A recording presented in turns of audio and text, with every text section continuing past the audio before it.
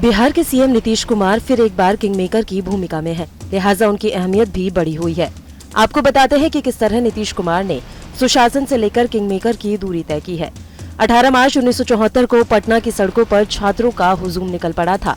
छात्रों ने तत्कालीन पीएम इंदिरा गांधी की सरकार के खिलाफ आंदोलन छेड़ दिया था। उस वक्त लालू प्रसाद पटना यूनिवर्सिटी के छात्र संघ के अध्यक्ष थे, तो नीतीश कुमार और सुशील मोदी जैसे छात्र भी आंदोलन का हिस्सा थे। तब नीतीश कुमार की उम्र थी महज 23 साल। आंदोलन की स्थिति बिगड़ी तो इसकी कमान जेपी ने ले ली थी। बाद में जेपी ने उस आंदोलन को संपूर्ण क्रांति का नाम दिया था। जेपी आंदोलन से कई बड़े नेता निकले जो बाद में सियासत के मैदान के दिग्गज नायक बने, और उन्हीं में से एक थे नीतीश कुमार, जिन्होंने जेपी से सियासत का ककहरा सीखा और राजनीति के मैदान में कूद पड़े। साल 1977 में बिहार में जब विधानसभा चुनाव हुए तो नीतीश कुमार भी चुनावी जंग में कूदे।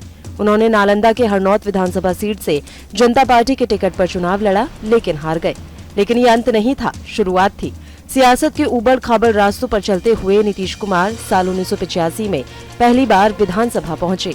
ये तो हुई नीतीश कुमार के सियासी करियर की शुरुआत। लेकिन अब हम आपको बताते हैं कि आखिर कैसे नीतीश कुमार सियासत की बुलंदियों पर पहुंचते चले गए और बिहार में 9 बार मुख्यमंत्री पद की शपथ लेने वाले अकेले सीएम बने।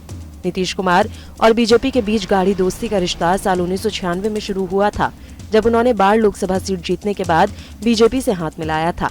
साल 1998 में वे केंद्र में रेल मंत्री बने। साल 2000 के बिहार विधानसभा चुनाव में बीजेपी के समर्थन से उन्होंने पहली बार बिहार के मुख्यमंत्री पद की शपथ ली। हालांकि उनका ये कार्यकाल महज 7 दिनों तक ही रहा, लेकिन साल 2005 में उनकी किस्मत चमकी और वे बिहार के एक ऐसे मुख्यमंत्री बन गए जिसका कोई दूर दूर तक मुकाबला नहीं था। अपने पहले कार्यकाल में नीतीश कुमार सुशासन बाबू के नाम से मशहूर हुए। उन्होंने बिहार के विकास की नई गाथा लिखी, जिसकी चर्चा पूरे देश में हो रही थी, और इसलिए भी साल 2010 में बिहार की जनता ने उन्हें फिर से सीएम पद से नवाज दिया। अब बात साल 2013 की, जहां से शुरू होती है नीतीश कुमार और बीजेपी के दोस्ती के बनने और बिगड़ने की। बीजेपी ने उस वक्त नरेंद्र मोदी को प्रधानमंत्री उम्मीदवार का ऐलान किया। नीतीश नाराज हो गए और उन्होंने 17 साल पुराने गठबंधन को खत्म करने का फैसला ले लिया। ये वही नीतीश कुमार थे जिन्होंने साल 2003 में गुजरात के कच्छ में नरेंद्र मोदी की जमकर तारीफ की थी। साल 2020 में बीजेपी के साथ मिलकर नीतीश एक बार फिर बिहार के सीएम बने, लेकिन इस बार उनकी पार्टी को महज 43 सीटें मिली और बीजेपी को 74। करीब 2 साल तक सरकार चलाने के बाद नीतीश कुमार एक बार फिर बीजेपी से अलग हो गए थे। साथ ही उन्होंने एक प्रतिज्ञा भी ली कि वो मरना पसंद करेंगे, लेकिन बीजेपी के साथ लौटना नहीं। नीतीश कुमार ने सियासी पाला बदलने के लिए पीएम मोदी के खिलाफ विपक्ष को एकजुट करने का बीड़ा भी उठाया और देश भर में घूम घूम कर विपक्षी दलों को एकजुट करने लगे। इंडिया गठबंधन की पहली बैठक ही पटना में हुई थी, लेकिन जब 24 का चुनाव आया तो नीतीश कुमार ने एक बार फिर घर वापसी का फैसला किया।